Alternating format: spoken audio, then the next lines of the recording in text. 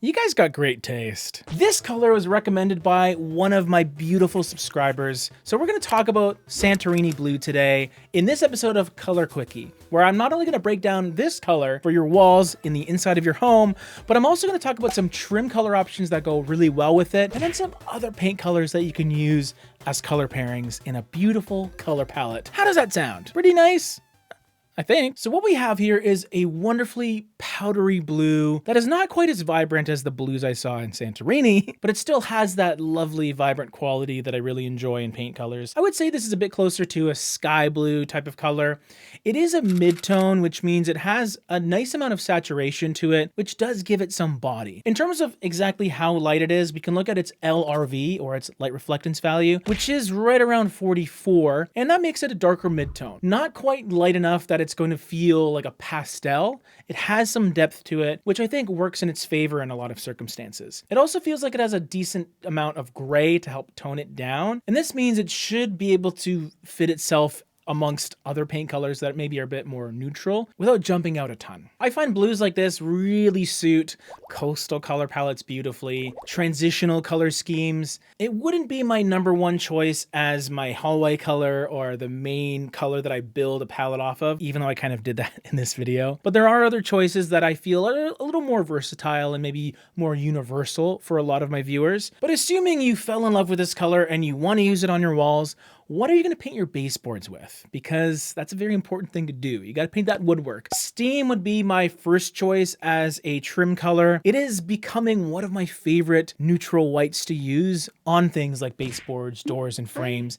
And that's because it does a wonderful job at compromising between warm and cool. It's not blue, it's not creamy, it's pretty white, but also not overly vibrant where it's going to feel a bit too harsh. It does a great job at doing its job, which is being nice and clean. And I know a lot of you want some darker color options for your doors or maybe some cabinetry that you want to do. Black ink would be my choice here, mainly because it has that slight lean towards the cool side of things, but it's also more of an off black or a soft black, a bit of a chalkboard type of color that I really enjoy. So that'll just give you another option. If you don't want white, you can go for black basically. In terms of color pairings, other colors for either the same space or other rooms that aren't painted Santorini blue, you can go with a color like Fossil, which to me does feel like the more comfortable color for a lot of people. It is essentially a grayish, so a nice combination of gray and beige, the two main types of neutral colors combine forces. And what's nice about it as a pairing for Santorini blue is, first of all, you got that beautiful combo of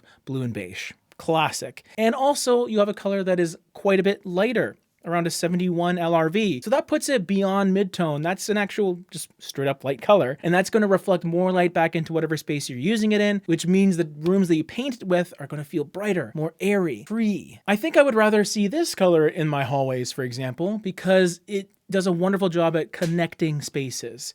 It is definitely not too warm next to Santorini blue and doesn't really have much coolness within it whatsoever to speak of. It's neutral, it's soft, it's versatile. I really like this color. And then for the next color pairing, I wanted to go in a slightly different direction, hue-wise. Kind of similar to Fossil in the sense that it's a bit toned down and subtle, but what you have with Dune Grass is a lot of green, at least comparatively speaking. You could call this a very soft, kind of minty pistachio green. You could maybe describe it as a greenish, kind of a beigey green. In practicality, you might sort of see it as a pastel color because it is a lighter green, but it's actually darker than Fossil. So it's not as light as you might think. This just gives you an adjacent option to Santorini blue because blue and green, they're neighbors on the color wheel. So there is some communication happening there. But I also feel that Dune Grass does a better job at connecting the dots a little bit because technically green is a cooler color, but I would argue that this kind of feels like a warmer leaning green as well. So perhaps a little bit more flexible, leaving Santorini blue being a more featured color or accent color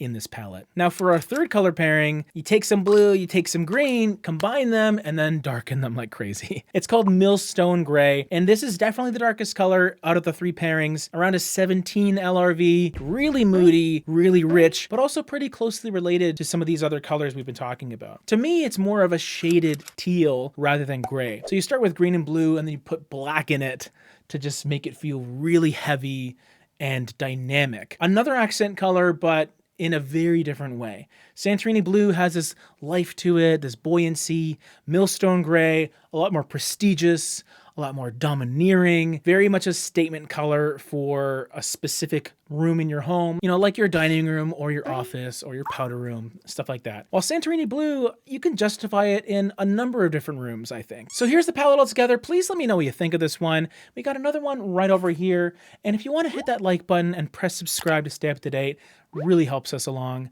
Love you guys for watching.